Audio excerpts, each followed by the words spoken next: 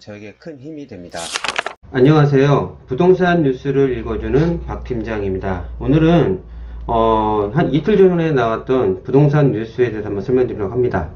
이제 국회의원께서 이제 어떤 비율적으로 다주택자 비율을 이제 설명드렸는데, 강남권의 이제 비율이 상당히 높습니다. 근데 왜 다주택자들 분들이 집을 팔지 않을까요?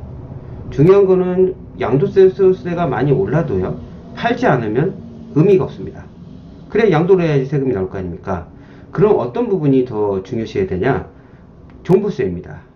지금 제가 그동안 계속 강조하지만 이번 년 겨울과 내년 6월달까지는 물량들이 많이 나올 거다. 부동산 법인 특히 많이 나옵니다. 왜? 종부세가 올라가니까요. 그러면 다주택자처럼 부동산 법인을 갈 수는 없습니다. 그거는 폭등이 일어날 수밖에 없을 정도인데, 그렇게 아니더라도 올릴 방법은 있습니다. 선진국처럼 공시지가 비율을 올리면 됩니다. 그런 내용을 오늘 중점으로 한번 설명드려볼까 합니다. 자, 그 자료를 보게 되면요, 비율이 전국적으로 15.6%입니다. 서울은 15.8%, 강남 상구는 20%가 넘습니다.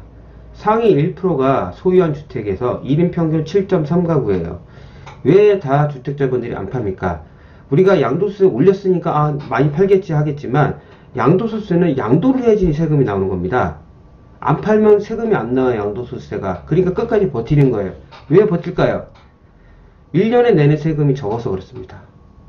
재산세는 집어치우더라도 종부세에 비해서 세금이 덜 나오기 때문에 올라가는 비율에서 적어지니까 보유를 하는 거예요. 자, 예를 들어서 우리 경기도에서 이제 경기도 이재명 지사가 이제 하려고 하는 게 뭐냐면은, 선진국 같은 경우는요, 역세권 지역에 공공임대를 줍니다.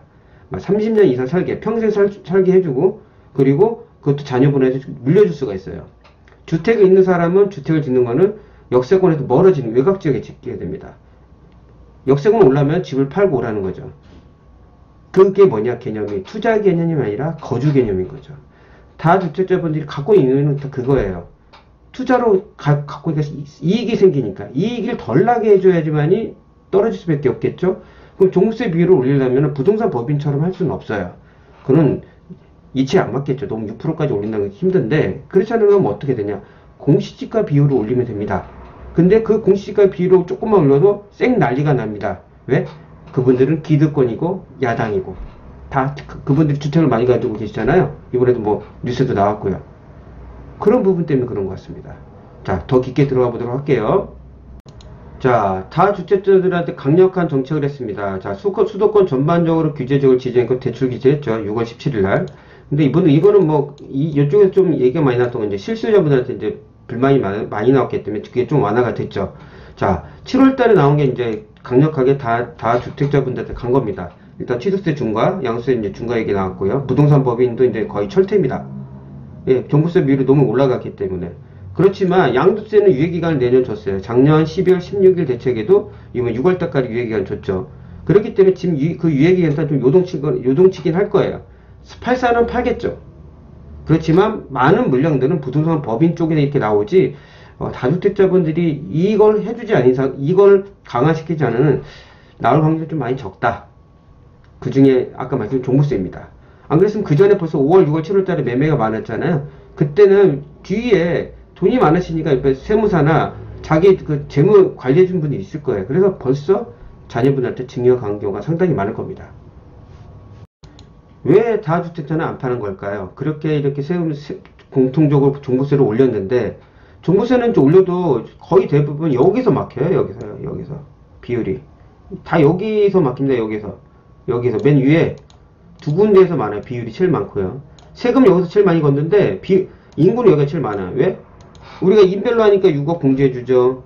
그리고 공동명의면 12억 공제해주죠. 그리고 공시지가 낮죠. 그러니 세금 다 여기에 몰려있는 겁니다. 이거 올려도 그렇게 많이 올라가는 게 세금 많이 내는 거 아니에요. 계속 6% 얘기했죠. 요거 해당 사람 전국에 20몇 명밖에 안 되잖아요.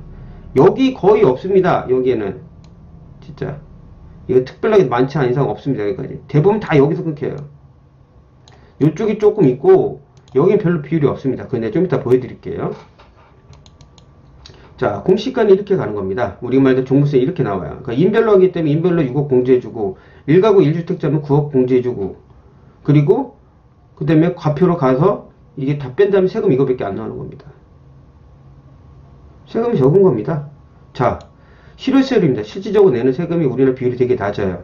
그쪽 분들, 야당에 계신 분들이 참 좋아하는 나라가 어디입니까? 일본이잖아요. 비율이 낮아야 생각보다 형편없습니다. 자, 민간에 내는 비율이 이게 낮은 거예요. 실질적으로 내는 세금이 너무 적다는 겁니다. 그러니까 다주택자가 보유를 하고 있는 거죠. 자, 이번에 세금 저기 공시가 올렸죠. 보시게 되면은 비율이 이렇게 좀 올렸어요. 2020년 시가 방향을 좀 올렸어요. 이때도 난리가 났잖아요. 그쵸? 자, 이거 말고 단독주택 볼게요. 제가 토지를 빼고요.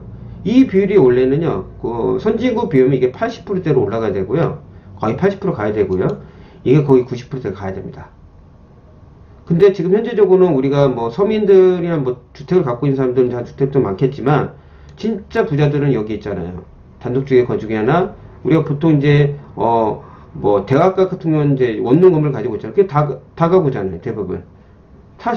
세금 별로 거의 안 됩니다. 예? 시가 반영이 적어서.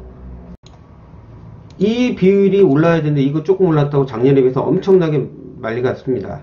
그러니까 이런 걸 제대로 이제 모르면 왜 이렇게 올랐는데 다주택자가 안 팔까? 이런 문제가 있어서 제가 오늘 설명을 드리는 겁니다. 비율을 제가 보고 이거 한번 설명드릴까 해서 시간을 잡은 겁니다. 비율이 높아져야 돼. 자, 아까 제가 말씀드린 주택분 종부세입니다. 세금은 여기에서 많이 걷는데 사람은 여기가 제일 많아요. 사람은. 자, 이쪽은 이제 고가주택 가지고 있는 분들이 한 채 갖고 있는 사람들이겠지만 이 밑에가 상당히 제일 많습니다. 왜? 세금 혜택을 많이 보니까 여기도 내고 끝나는 겁니다.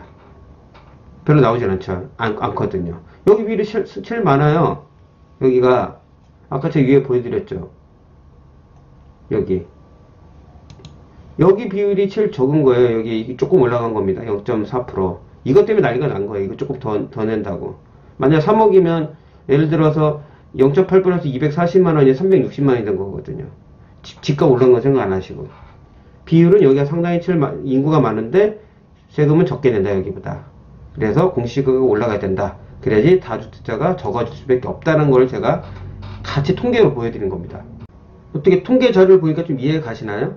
저는 그 통계로 보고 설명을 드리는 겁니다.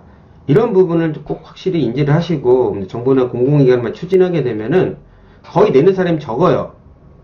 그런 세금 내는 사람, 우리 종부세 내는 사람 비율이 엄청 적다고 제가 그동안 계속 강조했잖아요. 엄청 적습니다. 공시가 비율을 올려야 돼요. 그래야지 당연히 1주택 이상이면 세금 내겠지만 조금 뭐 주택가가 비싸면은 근데 모든 혜택은 다 주택을 가지고 있는 사람이 혜택을 보는 겁니다. 자기 조금 더 세금 낸다 한 채 가고 있다고 그거에서 반대했다가는 다주택자분들이 이렇게 많은 이득을 보고 본인 요거밖에 못 받는 거예요. 요런 부분 때문에 보세요. 그쵸? 자, 공시가 비율이 높지 않으면요 얘 보면 이제 그한테 다 대다수 증여했잖아요. 일부 매도 가능성밖에 없어요. 양도세 증거의 부담 때문에. 그리고 등록 임대사업자 자동 말소했잖아요. 이번에요. 거의 대부분 이제 되잖아요. 이번부터 많아진다. 그 사람들 양도세 중과 배제되고 적특돼요. 자동 말소는. 자진 말소는 말고요. 자동 말소는 이렇게 된 겁니다. 자진 말소는 당연히 뭐 1년에 팔고 이런 내용들이 있지만은 자동 말소는 계속 가져가는 겁니다. 그런데도 공시가 올려서 못 산다고 언론 플레이 하는 겁니다. 왜? 그쪽에 다 계시니까. 다른 분들은 종부세를 내본 적이 없는 사람 너무 많으니까 별로 이런 거에 피부에 안 와닿는 거예요. 뭐 그런가 보다 하고. 왜? 저기 용지를 받아본 적이 별로 없잖아요. 대부분. 이런 분 꼭 인지를 하고 계셔야 됩니다. 그래야지 물건들이 그분들이 쌓아놓지 않는 거예요. 왜 쌓아놓겠습니까? 세금이 덜 나오니까 그런 거예요. 그동안 등록 임대사업자로 종합부동산 합산 배제받고 뭐 혜택 받았잖아요. 이 등록 임대사업자 이 자동말세 때문에 그래서 들고 나간 것 중에 하나가 이것도 하나 있습니다. 뭐 양도세 그 내용들도 있지만요. 다주택자는 공시가에 상당한 민감한 반응을 보입니다. 그동안 언론에서 많이 보셨죠. 적극적인 타격을 주려면은 부동산 법인처럼 할 수는 없어요. 다만 선진국 공시가 비율을 올려야 되는 거예요. 이건 어쩔 수 없죠. 그거를 시행을 하려면은 우리 국민들이 종부세 한 번도 내본 적 없는 국민들이 만나본 사람이 워낙 많으니까 적극적인 지지를 해줘야 되는 겁니다. 다주택자들이 주택을 매도를 해야 되는데 이 선순환이 돼야지 주택가격이 안정이 되는데 수요는 많은데 공급이 적을 때 그렇게 쫙 올라가는 거거든요. 그걸 이 사람들이 노리는 겁니다. 이분들이 꽉 주고 안 놓는 이유는 뭐냐? 올라가는 금액보다 세금 내는 게 적어서 그런 거예요. 계속 지금 말씀해 드려오지만. 이 부분은 확실히 인지를 하시겠죠. 그러니까 그런 내용이 나왔을 때 꼭 확실히 지지를 보내시길 바랍니다.